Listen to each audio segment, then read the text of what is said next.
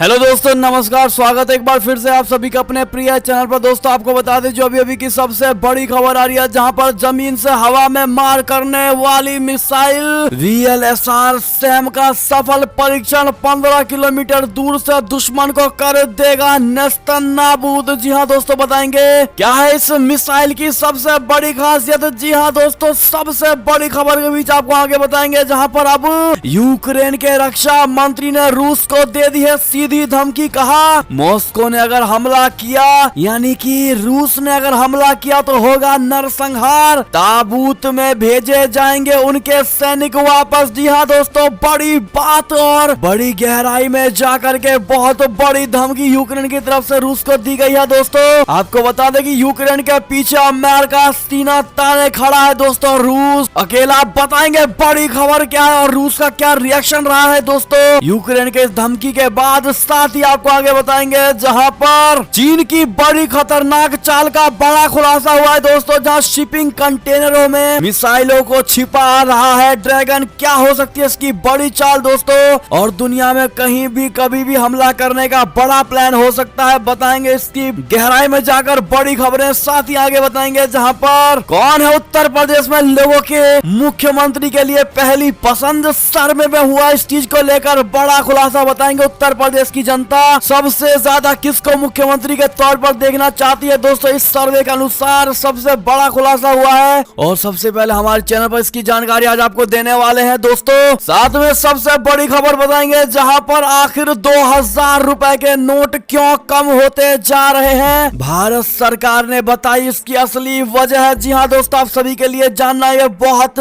जरूरी खबर है। 2000 के नोट को लेकर और सिलेंडर को लेकर दोस्तों तो हर तरह की आज आपको खबर बताने वाले, इसीलिए बने रहेगा वीडियो के अंत तक। और अभी खबरों में आगे बढ़ने से पहले हमेशा की तरह मानते हैं कि मोदी जी है तो हर चीज संभव है, भारतीय सेना है तो अपना देश शान से जी रहा है दोस्तों, और आपको भी भारतीय होने पर गर्व है। तो फटाफट से इस वीडियो को अभी कर दीजिए लाइक, चैनल को कर दीजिए सब्सक्राइब, बेल आइकन दबाइए, साथ ही कमेंट बॉक्स में लिख दीजिएगा जय हिंद। जी हाँ दोस्तों, तो बढ़ते हैं पहली और सबसे बड़ी खबर की तरफ, जहाँ भारत से बड़ी खबर, जमीन से हवा में मार करने वाली मिसाइल VLSR सैम का सफल परीक्षण किया गया है दोस्तों। 15 किलोमीटर दूर से दुश्मन को कर देगा नेस्तनाबूद। बता दे भारत ने मंगलवार को उड़ीसा के तट पर vertically launch short range surface to air missile VLSR SAM का सफलता पूर्वक परीक्षण किया है। रक्षा अनुसंधान और विकास संगठन के अधिकारियों यानी कि DRDO के अनुसार ये मिसाइल लगभग 15 किलोमीटर की दूरी पर स्थित दुश्मन के टारगेट को खत्म कर सकती है दोस्तों।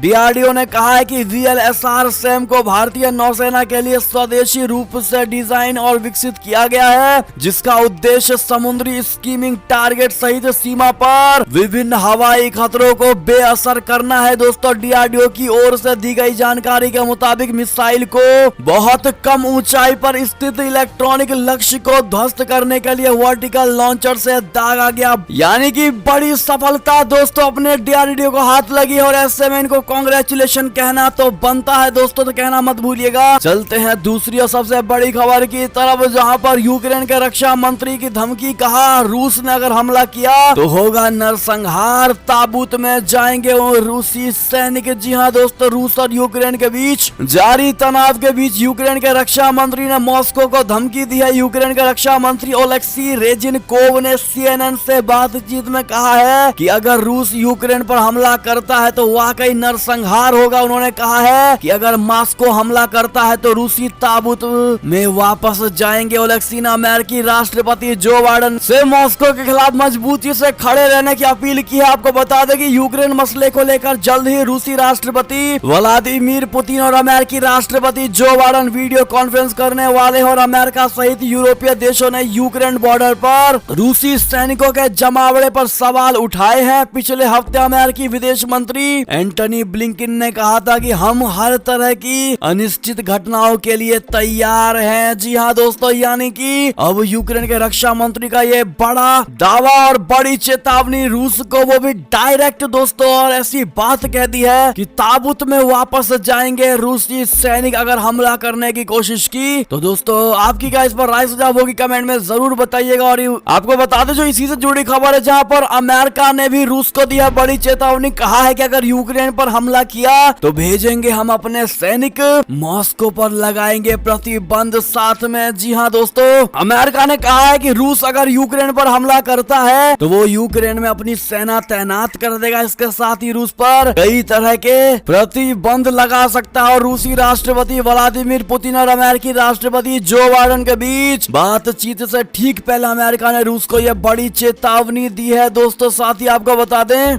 अगली बड़ी खबर आ रही है जहां पर यूएई कुवैत से होगी पीएम नरेंद्र मोदी जी के साल 2022 विदेश यात्रा की शुरुआत, संबंधों के नए अध्याय की होगी शुरुआत। बता दें, भारत के प्रधानमंत्री नरेंद्र मोदी जी अगले साल की शुरुआत अपने सबसे विश्वसनीय सहयोगी देश की यात्रा से करने वाले हैं। पीएम मोदी साल 2022 की विदेश यात्रा की शुरुआत विश्वसनीय सहयोगी संयुक्त अरब अमीरात और कुवैत से करने जा रहे हैं। पीएम मोदी की यात्रा का उद्देश्य खाड़ी देशों के साथ संबंध को और ज्यादा मजबूत करना है। जी हाँ दोस्तों, ऐसी संभावना है कि अगले महीने पीएम नरेंद्र मोदी जी जब संयुक्त अरब अमीरात की यात्रा करेंगे तो प्रधानमंत्री मोदी दुबई 2020 एक्सपो में भी भाग लेंगे। पीएम मोदी की यूएई यात्रा का वास्तविक उद्देश्य कोविड-19 महामारी की दूसरी लहर के साथ साथ इन दो अमीरात देशों में विशाल भारतीय डायस्पोरा की देखभाल करने के दौरान भारत के साथ खड़े दोनों सहयोगियों को धन्यवाद भी देना है। दोस्तों ऐसे में मोदी जी के इस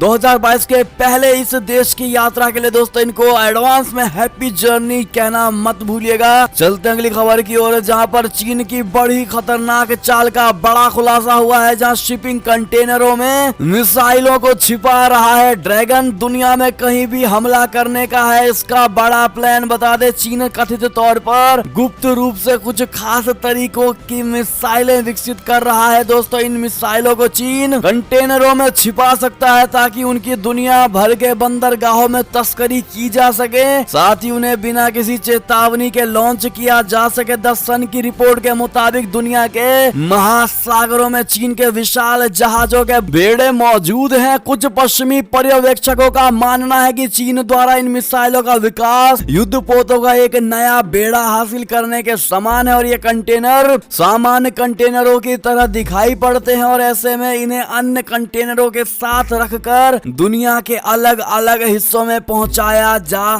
सकता है। जी हाँ दोस्तों, बढ़ते हैं अगली खबर की ओर, जहां पर अमेरिका ने किया बीजिंग विंटर ओलंपिक का बहिष्कार, बौखलाए चीन ने दी जवाबी कार्रवाई की बड़ी धमकी। बता दें, सोमवार को जो बाइडेन प्रशासन ने अगले साल फरवरी में होने वाले ओलंपिक खेलों के राजनयिक बहिष्कार का ऐलान कर दिया है। हालांकि अमेरिका का बहिष्कार उसके खिलाड़ियों को ओलंपिक में हिस्सा लेने से नहीं रोकेगा। अमेरिका ने बताया कि वो विंटर ओलंपिक्स 2022 में अपने सरकारी अधिकारियों या राजनयिकों को नहीं भेजेगा। तो वहीं चीन ने इस साल ऐलान से पहले ही धमकी दी थी कि अगर अमेरिका शीतकालीन ओलंपिक का बहिष्कार करेगा तो वो भी ठोस जवाबी कार्रवाई करेगा। चीन के विदेश मंत्रालय के प्रवक्ता झाओ लिजियान ने कहा कि अगर अमेरिका ऐसा करता है तो वो ये राजनीतिक तौर पर भड़काने वाली कार्रवाई होगी। उन्होंने इसका खुलासा नहीं किया कि चीन किस तरह से जवाबी कार्रवाई करेगा, लेकिन किसी न किसी रूप में बहुत बड़ा जवाब अमेरिका को चाइना देने वाला है दोस्तों। और ऐसे में अमेरिका के इस फैसले का क्या आप समर्थन करते हैं दोस्तों? जिस प्रकार से अमेरिका बिल्कुल भी स्ट्रिक्ट होता हुआ नजर आ रहा है दोस्तों चाइना के खिलाफ और अपने किसी भी सरकारी और गैर सरकारी राजनयिकों को वहां नहीं भेजेगा। जी हाँ दोस्तों, या किसी भी बड़े पदाधिकारियों को चाइना नहीं भेजेगा अमेरिका। इसका आप समर्थन करते हैं दोस्तों? क्या मानते हैं सही डिसीजन लिया गया अमेरिका की तरफ से? हाँ या ना में जवाब जरूर दीजिएगा दोस्तों। बढ़ते अगली बड़ी खबर की तरफ, जहां पर चीनी विदेश मंत्री वांग यी ने कहा कि हिमालय भी भारत से दोस्ती नहीं रोक सकता है। जी हाँ दोस्तों, चीन में भारत के राजदूत विक्रम मिश्री के फेयरवेल वर्चुअल बैठक में चीनी विदेश मंत्री वांग यी ने उम्मीद जताई है कि बॉर्डर पर तनाव में कमी आएगी। वांग ने बैठक में कहा कि हमें आपसी समझ बनानी चाहिए, गलत फैसला नहीं लेना चाहिए, हमें दीर्घकालिक सोच रखने की जरूरत है और अस्थायी चीजों से विचलित नहीं होना चाहिए। भारत और चीन को एक दूसरे को सफल होने में मदद करनी चाहिए, दोनों को एक दूसरे को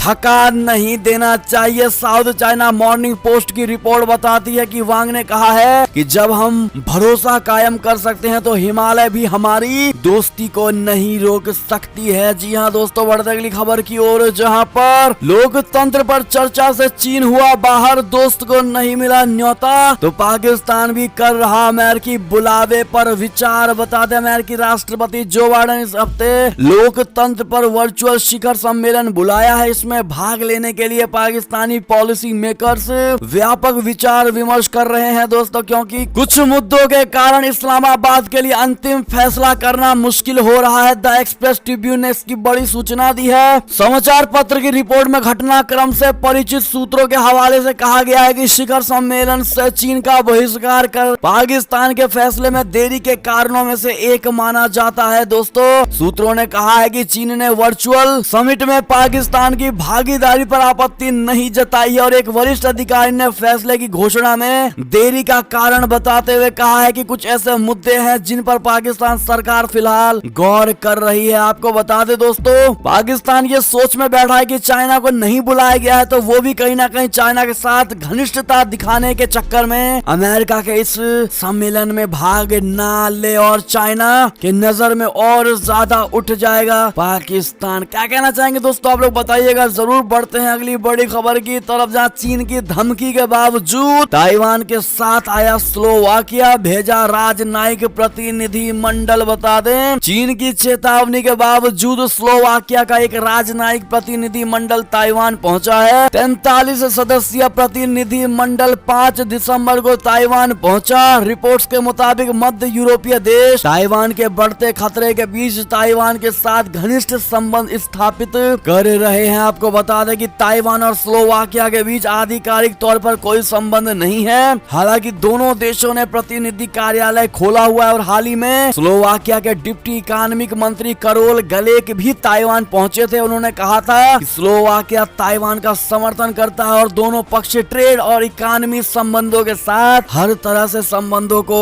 बढ़ाना चाहता है। जी हाँ दोस्तों, ऐसे में चाइना से अब कोई भी नहीं डरता। कोई भी से मतलब है दोस्तों, छोटे से छोटे देश भी अब चाइना से नहीं डरते हैं दोस्तों, क्योंकि अगर किसी व्यक्ति या इंसान को दोस्तों डराया जाता है, अगर उसे हद से ज्यादा डराते हैं दोस्तों, तो उसके अंदर से डर खत्म हो जाता है। और यही स्थिति है जो चाइना ने अपने आप बना ली है दोस्तों, यानी कि अब छोटे से छोटे देश भी चाइना के इस डर से नहीं डरते। अब यही कारण है कि चाइना हर मुद्दों पर बौखला जाता है, क्योंकि कोई भी देश उससे नहीं भयभीत होता है। बढ़ते हैं अगली खबर की ओर, जहां पर पाकिस्तान ने फिर अलापा कश्मीर का राग, संयुक्त राष्ट्र को पत्र लिखकर रोया अपना दुखड़ा। बता दे पाकिस्तान ने एक बार फिर संयुक्त राष्ट्र के सामने कश्मीर का राग अलापा है दोस्तों। पाकिस्तान के विदेश मंत्री शाह महमूद कुरैशी ने संयुक्त राष्ट्र के शीर्ष अधिकारियों को एक और पत्र लिखकर कश्मीर का मुद्दा उठाया है। पाकिस्तानी विदेश कार्यालय ने सोमवार को यह जानकारी देते हुए कहा है कि मंत्री कुरैशी ने संयुक्त राष्ट्र सुरक्षा परिषद के अध्यक्ष और संयुक्त राष्ट्र महासचिव को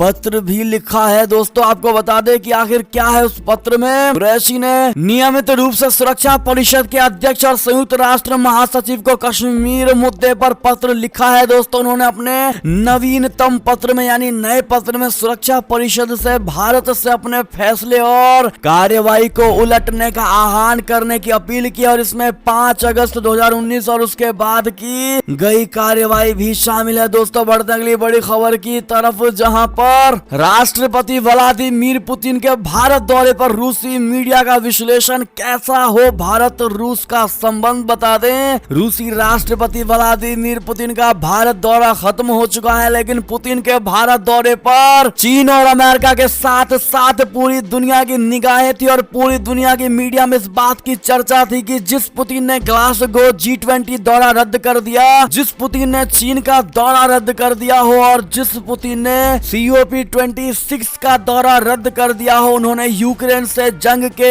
हालात जैसे स्थिति में भी भारत का दौरा आखिर क्यों किया। दुनिया भर के विश्लेषक अपने अपने हिसाब से पुतिन मोदी मुलाकात का विश्लेषण कर रहे हैं, तो वहीं रूस की मीडिया ने भी पुतिन के भारत दौरे का विश्लेषण किया है। आपको बता दें रूसी मीडिया में राष्ट्रपति पुतिन के भारत दौरे को प्रमुखता से जगह दी गई और भारत को सबसे ज्यादा विश्वास और परखा हुआ पार्टनर बताया गया है। रूस के सबसे चीफ अखबार मॉस्को यानी प्रमुख अखबार मॉस्को टाइम्स में भारत और रूस का रिश्ता कैसा हो इसको लेकर विश्लेषण किया गया है, जिसमें इस बात पर जोर दिया गया है कि पुतिन ने अपने कई विदेशी दौरों को रद्द करके भारत का दौरा चुना है। मॉस्को टाइम्स में कहा गया है कि चीन से बढ़ती नजदीकियों के बाद भी पुतिन ने शी जिनपिंग के साथ वर्चुअल बैठक किया था और बीजिंग का दौरा टाल दिया था, जबकि मोदी से मिलने से पुतिन ने खुद को रोक नहीं पाए। और मॉस्को टाइम्स ने अपनी रिपोर्ट में उम्मीद जताते हुए लिखा है कि राष्ट्रपति पुतिन का ये कदम पारंपरिक रूप से रूस और भारत के रिश्तों को गर्माहट प्रदान करेगा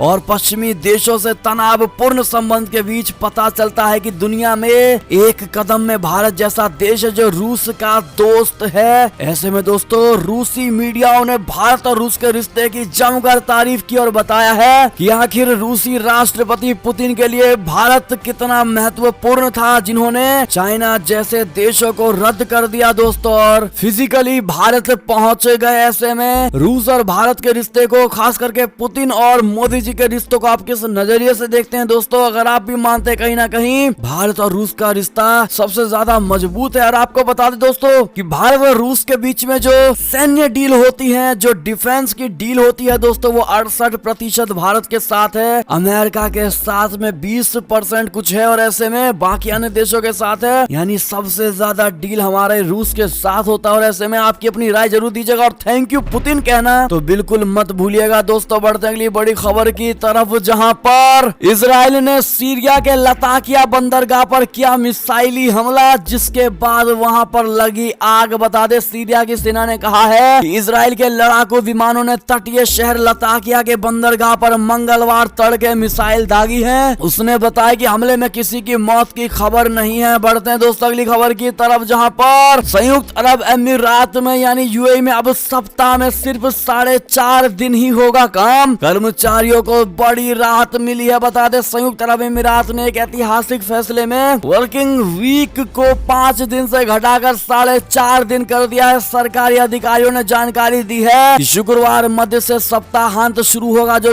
कि शनिवार और रविवार तक जारी रहेगा। बढ़ते हैं अगली खबर की तरफ दोस्तों, जहां पर नासा की टीम में शामिल हुए भारतीय मूल के अनिल मेनन चंद्रमा और फिर मंगल पर रखेंगे कदम। बता दें अमेरिकी स्पेस एजेंसी नासा के अगले मून मिशन के तहत चंद्रमा पर मानव की वापसी होगी और इस बार अंतरिक्ष यात्री चंद्रमा पर पहले से ज्यादा समय बिताएंगे, जहां से उनकी निगाहें मंगल पर होंगी। और नासा ने अपने इस मिशन के लिए 10 नए अंतरिक्ष यात्रियों का चयन किया है। इसमें भारतीय मूल के अंतरिक्ष यात्री डॉक्टर अनिल मेनन का नाम भी शामिल है। ऐसे में दोस्तों भारतीय होने के नाते इन भारतीय मूल के अनिल मेनन को नासा की तरफ से भेजे जाने के लिए कांग्रेचुलेशन और ऑल द बेस्ट कहना बिल्कुल मत भूलिएगा। चलते हैं दोस्तों अगली बड़ी खबर की तरफ, जहां पर ओमिक्रॉन से जुड़ी खबर देश में लगातार बढ़ रहा है। ओमिक्रॉन वेरिएंट के मामले पुणे में 10 नए मामले आए हैं सामने। बता दे स्वास्थ्य मंत्रालय द्वारा मंगलवार को जारी आंकड़ों के अनुसार बीते 24 घंटे में कोरोना संक्रमण के 6,822 मामले सामने आए हैं, जिनमें से 10 नए मामले ओमिक्रॉन के आए हैं दोस्तों। साथ ही आपको बता दे जहां पर सीरम इंस्टीट्यूट अगले महीने 50% तक कम करेगा कोविशील्ड का प्रोडक्शन। पूनावाला ने कहा कि सरकार से ऑर्डर का है बस इंतजार। सीरम इंस्टीट्यूट ऑफ इंडिया के सीईओ आधार पूनावाला ने मंगलवार को कहा कि कंपनी ने कोविड-19 वैक्सीन यानी कोविशील्ड के उत्पादन में 50% तक की कटौती करने का फैसला किया है। उन्होंने बताया कि केंद्र सरकार से वैक्सीन के लिए कोई और ऑर्डर नहीं आया और इस कारण से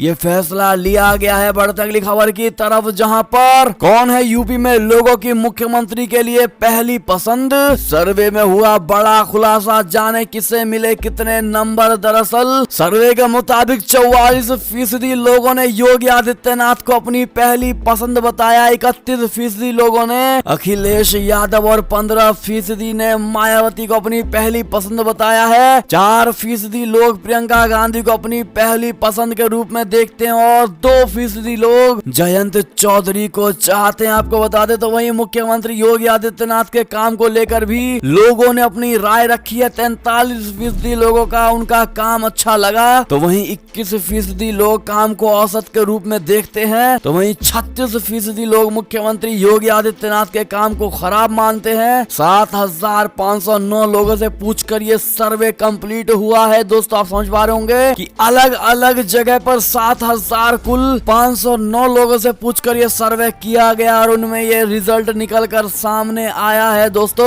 ऐसे में आपकी क्या राय होगी योगी आदित्यनाथ को लेकर? जैसे लोग सोचते हैं दोस्तों, क्या आप भी वही विचार रखते हैं और आप योगी जी के कार्य से खुश हैं दोस्तों? हाँ या नहीं में जवाब जरूर दीजिएगा। और किसको आप मुख्यमंत्री अगली बार देखना चाहेंगे नाम लिख कर जरूर बताइएगा दोस्तों। बढ़ते अगली खबर की तरफ, जहां पर भाजपा संसदीय दल की बैठक में प्रधानमंत्री नरेंद्र मोदी जी की अपने सांसदों को फटकार, कहा परिवर्तन लाइए वरना खुद ब खुद परिवर्तन हो जाएगा। जी हाँ दोस्तों, पीएम मोदी ने संसद में सांसदों की गैर हाजिरी पर चिंता व्यक्त की। उन्होंने अनुपस्थित रहने वाले सांसदों को फटकार लगाते हुए कहा है कि अगर बच्चों को कोई बात बार बार कही जाए तो वे भी ऐसा नहीं करते। कृपया कर परिवर्तन लाइए वरना परिवर्तन खुद ब खुद हो जाएगा। बैठक के दौरान 15 नवंबर को बिरसा मुंडा जयंती की घोषणा के लिए प्रधानमंत्री का सम्मान भी किया गया। जी हाँ दोस्तों, अगर आप भी मानते हैं मोदी जी जैसा कोई नहीं और मोदी है तो हर चीज मुमकिन है, कमेंट में ये बात जरूर लिख दीजिएगा। बढ़ते अगली खबर की तरफ, जहाँ पर आखिर बाजार से क्यों कम होते जा रहे हैं 2000 रुपए के नोट? सरकार ने बताई इसकी असली वजह। देश में फिलहाल चलन में सबसे बड़ा नोट 2000 का है, लेकिन बाजार में इन नोटों की संख्या लगातार घटती जा रही है और इस साल नवंबर में बाजार प्रचलन वाले 2000 रुपए के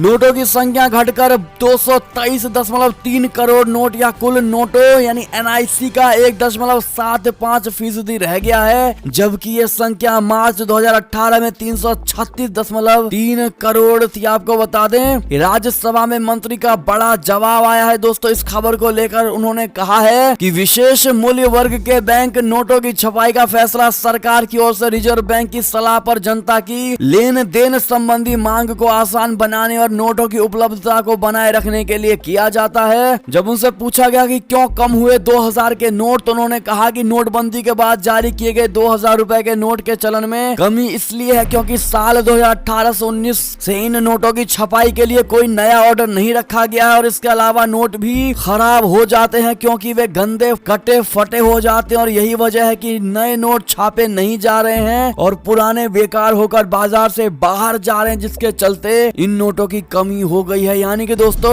ये नोटें बंद नहीं हुई हैं 2000 की। जिन भाइयों के मन में भी डाउट था वो क्लियर कर लें दोस्तों। और ऐसे में नया ऑर्डर ना मिलने के चलते इनमें कमी आई है, लेकिन ये बंद नहीं हुए हैं। और अगर कोई इस प्रकार से 2000 के नोट लेने को मना करता है तो आप उन पर तुरंत FIR लॉन्च कर सकते हैं दोस्तों और आप उनके खिलाफ शिकायत दर्ज तुरंत करवा सकते हैं। और ऐसे में दोस्तों अगली खबर की बात करें, जहाँ रसोई गैस सिलेंडर का वजन घटा सकती है सरकार। केंद्रीय मंत्री ने दी है इसकी जानकारी। दरअसल लोगों की सहूलियत के लिए गैस सिलेंडर का हल्का होना जरूरी है। अगर गैस सिलेंडर को एक जगह से दूसरे जगह पर ले जाना हो तो दिक्कत खड़ी हो जाती है, लेकिन जल्द ही महिलाओं की आसानी के लिए सरकार रसोई गैस सिलेंडरों के दाम घटा सकती है। दोस्तों आपको बता दें कि घरेलू रसोई गैस सिलेंडरों का वजन 14.2 किलोग्राम होने से इसकी ढुलाई में परेशानी होती है और इससे महिलाओं को होने वाली परेशानियों को ध्यान में रखते हुए सरकार इसके वजन में कमी लाने के विभिन्न विकल्पों पर विचार कर रही है। क्या कहते हैं दोस्तों आप लोग? क्या 14 किलोग्राम और 200 ग्राम के इस सिलेंडर के वजन को कम करना चाहिए दोस्तों? क्या स्कोर छोटा करना चाहिए? आपकी क्या राय सुझाव होगी बताइएगा जरूर। ऐसे में दोस्तों ये थी अब तक की सारी बड़ी खबरें। आपको हमारी खबर कैसी लगी? आशा करता हूँ दोस्तों बहुत अच्छी लगी होगी। अगर जरा भी अच्छी लगी है तो इस वीडियो को अभी अपने भाई बंधुओं में व्हाट्सएप, फेसबुक, ट्विटर के जरिए पूरे भारत में शेयर करना बिल्कुल मत भूलिएगा दोस्तों। और अभी कर दीजिए इस वीडियो को लाइक,